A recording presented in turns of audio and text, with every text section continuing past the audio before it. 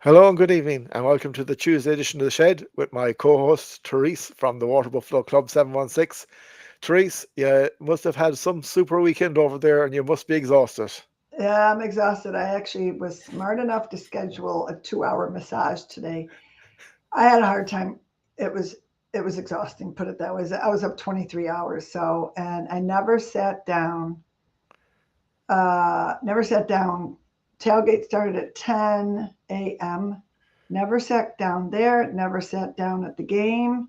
The first time I sat down was in the car ride home at uh, is that like 1 o'clock in the morning? Yeah. And then, of Wow. course, we went to a bar. That was smart. But I slept on the way home, so I got a nap in. Yeah, we went to a bar near our house, and I'm like, I haven't been out to 2:30 in the morning. I don't even know how long, but it was a special night. It was amazing, as you could very well imagine, and it was just perfect. So Yeah, it was one of them nights that are possibly once in a lifetime events where something like what happened with the Bills happened. Uh, yeah. but we'll go through your day. So you started off with your tailgate at the big tree. Tell us hmm about how that went and what happened and what was the atmosphere like, and also was there many Ravens people around during the day? Yeah. Well, it was, we set up early and everyone's like, why are you getting there so early? Well, if you saw our setup, it takes hours to do the setup, but, and we know we need time before the mass crowds start coming in, because we get just bombarded by people. So we have to have everything, oh, I don't have my duck, all of our ducks in a row, right? Yes. Oh yeah, I do have my duck. All of our ducks in a row. Quack, quack. Anyways, so we yeah, so it started at 10 and all of a sudden it was 7 o'clock. It was time to go. It was crazy. It's so nuts how 9 hours passes by so fast. But through the course of 9 hours, a lot happened.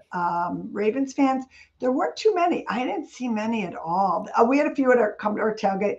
We had some friends that were Ravens fans. They came. We had their mascot at our tailgate. I know I was in a picture with big bubblehead, whatever he is. And then, so that was fine. We always welcome the opponent, opposing team, so fans. So, but not a lot. I was surprised. I thought there'd be a lot more. And then, what happened at our tailgate? Two different influencers showed up, and one of them was the Nelk Boys, and NELK, and they have 4.1 million followers. Well, when they showed up, and they must have put out there they were coming, and they were live streaming. And I had heard earlier in the week they were coming. Actually, they did reach out to me on Instagram because they were looking for a fun tailgate, and I reached out back, but I never got a reply. So lo and behold, they found our tailgate through somebody else and through fans of Buffalo, and they somebody grabbed me and said you got to go give them some hats. So I gave. I think it's friends or brothers. If anybody doesn't know the Nelk Boys, I had to do research. Okay, who they are? They're influencers, they're comedians, and they're pranksters. And I guess they started doing this back in college, is my understanding. They're from Mississauga, Canada, which is probably only not even an hour from here on your way to Toronto. So if they have a team, Bills are their team. So I knew all this, but I still know nothing about them, to tell you the honest truth. I haven't had time to really watch it. Although my part of this live stream that I didn't know was live streaming literally just appeared on their Instagram page. Oh, very And good. somebody sent me a screenshot of it. So I made somebody said grab a couple. I grabbed a couple of hats. I had to get through these big security guards. I'm like, the guys want hats. Anyways, they let me in, and I won't say everything they say because they swear quite a bit on their stream, whatever. But the lead guy, who's Nelk, they call Nelk, and there's it's a phenomenon with like teenage 20-year-olds, pretty much is really what it is. Because they were everywhere, and so I put the hats on their heads, and um, he had me do a shotgun with him, which I haven't done that probably since college, and I don't even know if I ever did it in college. I probably did do it in college, but I don't remember that. I'm like, how do I do this again? Anyways, it was pretty funny. And so sure enough, that's on. And then and then on the stream, if you watch it, you'll probably watch it now. He took a selfie. He's like, "Can I have a selfie with you?" I'm like, "Sure." And he took a selfie. He goes, "Oh, this is going to be my your what's on your phone, the Yeah, picture you look it up, screensaver. screensaver. Thank you. Yeah, yeah. Oh, this is going to be my screensaver." And I was just dying laughing. I was just in the middle of all this absolute craziness, and he's giving me hugs, and so that happened. And then I go back over to our little tailgate area, try to see how everything's doing. And um, there's this guy over there, and his name is Ferguson. I can't remember his first name on Instagram, but he told me, "Yeah, I'm Ferguson, Ferguson," and he's a dwarf, I think is the proper word to say. Um, but he's a comedian as well, and he's a social media influencer. And he didn't like wearing hats. He didn't like anything on his head. But we gave him a Water Buffalo Club necklace, oversized necklace, and put him in the club. And he was pretty funny. He had a whole entourage with him, videotaping everything. And then I saw hit on his Instagram. He must have gone to some other tailgates, and poor guy, he jumped through a table and he kind of missed it. Probably because he's I little. They yes. needed to I bring think I the seen tape. that. You did, yeah. And he had the I think necklace so. Yeah, on. Oh, yeah. did I post that? I think I might have reposted it. Y- I don't know. you could have. Yeah. Yeah. So that happened amongst like 30 other things going on. Steve Tasker came, and Derek Roy, who used to play for the Buffalo Sabres, he was with us. So it was nuts. It was just crazy mayhem, but it was all good, all fun. Nobody got injured. That's the main thing. And Yeah. then, what time did you wrap up and head for the stadium at? We started packing up at 7, and we got to our seats right at probably 8. And what I take it at that stage, things were in full motion inside. That Totally. the game was getting ready to start. Yeah. And what was the atmosphere like at the beginning? Like, because there was a big build up, and I know we've been talking about it ourselves leading up to the game, but it was the last opening game at Highmark at that stadium, so I'm Yeah. sure the crowd was really buzzing, before the game. We were. Everybody was buzzing. It was just the lights. It was a full moon, and not only a full moon, it was a harvest moon. No, a strawberry moon. Oh, So as we walked in, this moon, and it was low. It wasn't high, so it was low, and it was massive, and it was red. wow. And I had known about this moon, and then you had the blue sky. It was so eerie that the moon, and then you could still see a little bit of the blue in the sky. It's like, da da da, someone's watching over us. But you weren't supposed to see that red moon, maybe except in Asia and Australia.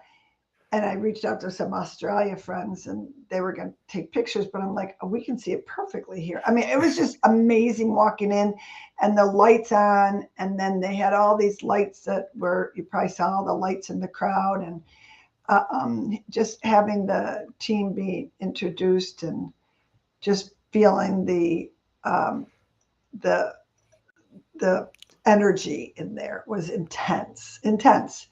Now we know what happened after, but it Yes. never it never slowed us down. We you never lose hope. You never give No, up in anything. no, So exactly, I, exactly. I was at I was at the world's greatest comeback, NFL's greatest comeback, whatever it's called, against Houston. Yes. We had 8 girls there, and 2 of us stayed because I'm like, nope, nope, we can do this. So I always think they can do it. So Yeah. I'm like yourself. I've been here at Mayo games, and we have been bet out the gate, and you still go, I hope. and you still Yeah. stay, and you still, you keep your fingers crossed. But after the first quarter, we were 7-3 up, and things were looking good. Um, but then quarter two and quarter three, the Ravens got into it. And to be fair, like as I said in the earlier video when I was talking about the game, it wasn't that one team played awful bad or the other team players were just missing. Both teams were hitting this game at 100%. Like Derrick Henry, he was amazing. Lamar Yeah. Jackson was amazing. Zay Flowers, like they brought their A game. You Hmm. flip it over onto our side, and over the 60 minutes, our main guys brought their A game. If you look at Josh Allen, you look at Keon Coleman, Yep. uh, our offensive line protected Josh Allen all through that game, Yeah. gave us everything. And it came down, and I said earlier, I don't say that the game was decided on Lamar or Derrick Henry's fumble, but it was a it was a moment changer for our defense because Yep. after that our defense took over their offense. That helped Hmm. Josh help us get back. But you were there. You went through the emotions of the beginning of the game. You went through the emotions of the first quarter going okay. How did things feel between the second quarter and the start of the fourth quarter? Like I know we live in hope, but what was the how did the atmosphere change in the stadium, or did was it still lively? Like I know things weren't going well. It was getting a little quiet. I mean, we still cheered and everything, but our conversation with the group I was with, I said, they if they lose this game, uh, if we play Baltimore again, there's no way they'll beat them, twice. But so that kind of scares me because we'll probably play Baltimore again. But Yeah, um, I'm an eternal optimist, so I'm always think we're going to win. But I'm also a realist, and I was thinking I was scared. I was scared of him. I was interviewed of Henry. I was interviewed earlier in the day by a podcast or someone. And it's like, what don't you like about Baltimore? I'm like, I got to tell you, there's nothing I don't like about Baltimore. I love the city. I love the people. I love the food. I think the team is fabulous. Lamar Jackson is amazing. He's a great person. There's nothing I can tell you I hate about the team, but the only thing I can tell you is I hate their running back because I want one just like him. I mean, I love, um, uh, Cook, but Travis, not Travis, Derek.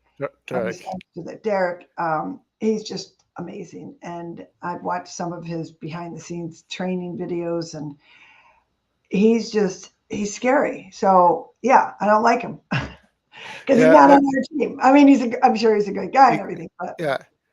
No, look at 100%. Like that's the thing with football, with the respect of, you know, you look at, I was watching some of the media interviews before the game, and they did their best to rile up Lamar Jackson to say he should have won MVP and not Josh mhm, Allen last year.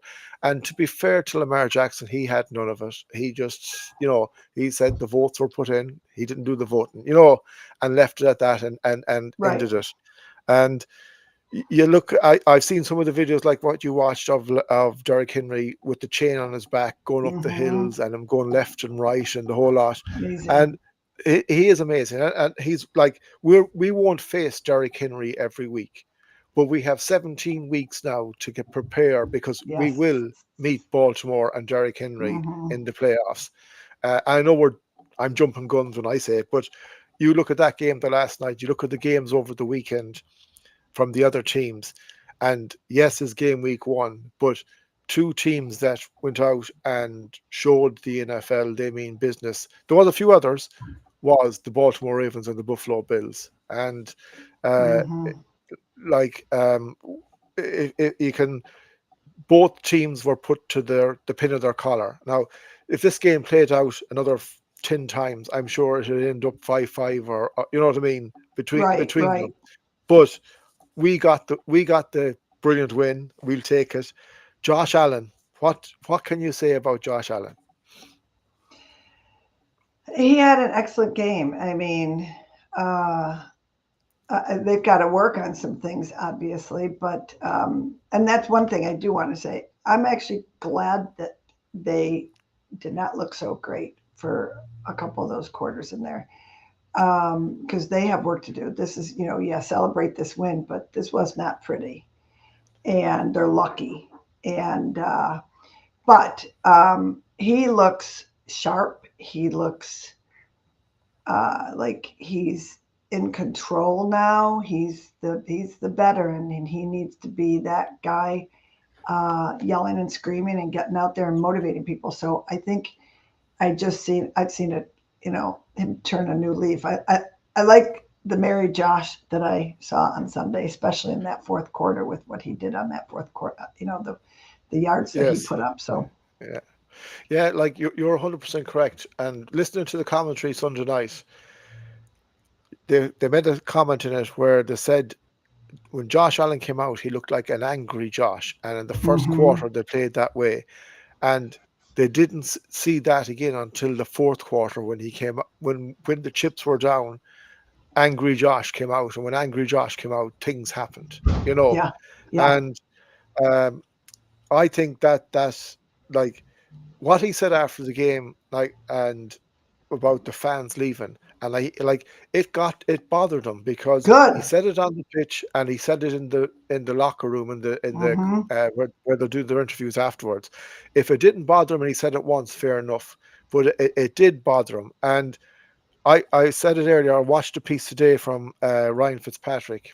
He was on his podcast with Andrew Whitworth, and watch it. It's brilliant. What he says about how Oh, what Josh has done for Buffalo, and uh, and how much he loves Buffalo.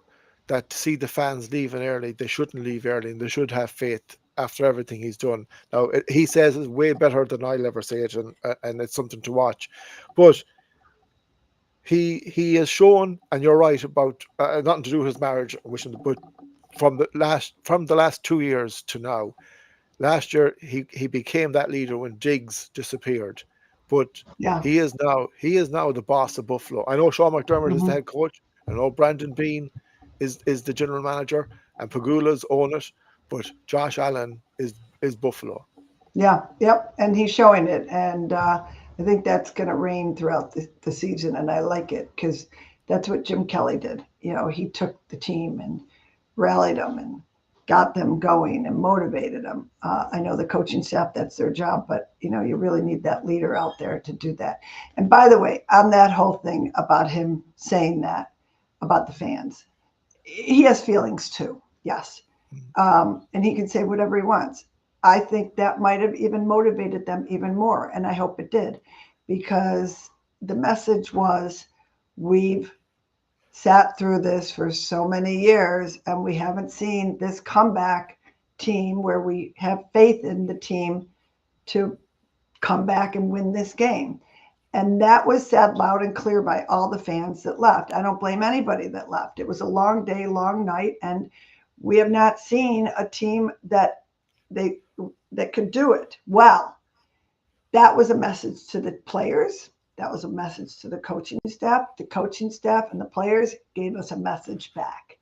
And now we have that team. We have that team that we can 100% have faith in it, just like Tom Brady always could come back from any loss, any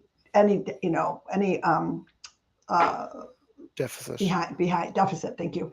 So I think it was important. I think it was important for Josh to say that. I think fans realize it. I don't think anybody should feel bad about leaving. I don't think he should feel bad about saying what he said. I think it's emotions, and it's just what we all feel. And many people worked the next day and were ready to just get out of there because they saw what was happening. So nonetheless, they listened to it on the radio, they listened to it on their TVs, wherever they were, and it came out great. So in the end, it's a great thing for the fans, it's a great thing for Josh, it's a great thing for the team. And now nobody will be leaving any game I don't from think this so. point on. No, no, no matter if we're 60 points down, I think we'll stay. They will be. Um, Now, on another note, and it's not to continue on about the fans, there was two episodes or two Mm. things that happened the last night. Um, a fan threw a bottle at Derrick Henry when he ran in for a touchdown, and another fan hit uh, DeAndre Hopkins' helmet and Lamar Jackson, which Lamar reacted to when they scored that amazing touchdown that DeAndre Hopkins, um, the way he caught the ball with one hand. Now, Which was amazing. I haven't. It was amazing. Like to be fair, like all the scores in the game from both Yeah. sides, they all had their plays where there was Yeah. amazing plays. It was just that high level of a Yep. game. Is this? I'm new to watching, as in the last few years. You've been there for many years, but is this something that's creeping into the game where fans are like throwing snowballs is one thing when there's a snow game, right? Snow won't hurt anyone. But that bottle of water that flew out of Derrick Henry, that was there looked to be a lot of water in it when it hit the ground. Is it something that you see a lot of in general, as in not just in at Buffalo but in other No, stadiums, or is it something that's creeping I into don't it? think so. I think there's just, a few sour apples and, here and there. And people, it's a long day. People are drinking. Unfortunately, that's just the way it is. Um, every stadium has some, bad eggs. And um, I didn't see any fights breaking out or anything. Sometimes you'll see that. But emotions are high. I'm not saying that they should be doing that. It's wrong, and it's not right in any way. So I mean, I don't know. The NFL has to deal with it. I feel terrible that this boy was, and he was a boy. I don't even know what his age is. I don't know anything about him, but I did see him in a neck brace, which is interesting, Oh, pleading his case. So I mean, to ban him for life, um, it's the NFL, I guess. I mean, no, it's not proper to do anything like that. The bottle, you could hurt somebody that way. The kid in the stand, he's not going to hurt one of those players. I mean, pushing him. And um, I didn't see it all. I mean, I just saw him. I thought he slapped their helmets. Did he really? yeah, he slapped DeAndre's a few times. Then, eh, but DeAndre Hopkins, in fairness, didn't bat an eyelid to him. But Lamar was coming behind, and then he smacked. From what I seen, he smacked. I think Lamar's helmet twice. Lamar kind of stopped. I don't know, did he do something then? But Pushed him, right? he kind of pushed him And I back. Yeah, saw him fly and back, and I'm like, oh boy, the neck brace. Here we go. So I'm yeah, sure there's going to be more we're going to hear about this, unfortunately. So I don't think it's any different from any other game. It's just somebody's always going to do something stupid. And the bottle of water, yeah, I did not even see that, to tell you the honest truth. I do know when you have a bottle of water, they take the tops off, so there's no tops on, so people can't throw the tops. I guess I don't even know. But yeah. I did not see that one, so I can't even comment on that. No, that was down the opposite end of the pitch to where the DeAndre Hopkins incident with Lamar. But I watched the highlights of the Green Bay Packers and the Detroit Lions, and in that game, uh, and I know there's bad fans in every Yeah. team, so I'm not just been harping on about it for the sake of it. But the Packers scored a touchdown. Their wide receiver jumped up onto where they were sitting, and there was Lions fans either side of them, and the the Lions fans just made faces. That's all they did. You know what I Yeah. mean? While the Packers fans were tapping them, and I know it's an emotional game, and I know sometimes things get out of hand, and as you say, I know the kid wasn't drinking, but sometimes people are drinking and stuff. But it's like you look at the big teams, say the big cities and the big teams, they can hide this and they can push this aside. Where you look at Buffalo, I know compared to where I live, Buffalo is a huge place, but in general terms, Buffalo is a small Hmm. city, and you're always fighting against the big boys, and they're always looking at you to pick something out, something little. Like in my eyes, and I could be wrong, the last 2 years Josh Allen should have been MVP. If they wanted to go off numbers 2 years ago, he smashed Mm-hmm. Lamar out of the park, and he didn't get it. Then when he got it last year, and fairness to Lamar, he just got on with it and said nothing. But then you had the media going, "Oh well, here's Lamar's numbers," but they wouldn't go back to 12 months previous, and that's what I mean. You have to fight so hard to get recognised and to get. And Buffalo's an amazing place. I love it. I don't say this lightly when I say if I was to live anywhere else on earth, that's where I want to go. Mm-hmm. If I was to live somewhere. So, but just for Buffalo's sake and to keep it just football related if we can. You know what I mean? And not to have the world talking about other Right, things right. besides. But yeah, that was it. On another note, the Jets are Sunday. Um, I think Sunday is when we're playing them. Are you going Sunday, to no, it? I'm going to be up in Okay. Vermont at my nephew's wedding. Otherwise, I would be there. And I've done New York 2 years in a row. So I'm going to take this one off and I'm actually home listening on my phone on the way home. So The Jets looked okay against the Steelers last Sunday. yeah, yeah, It interesting. was a I good game. know.